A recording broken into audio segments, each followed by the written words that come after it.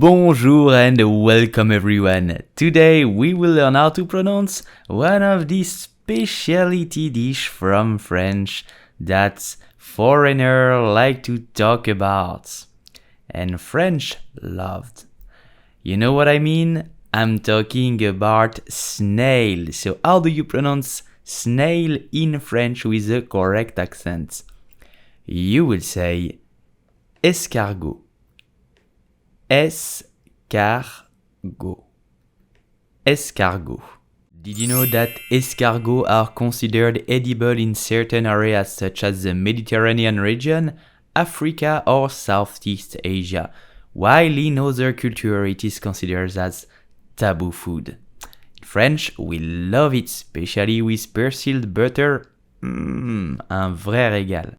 I hope you enjoyed this video. If it's the case, please do subscribe to my channel and watch more videos about food pronunciation. À bientôt, salut!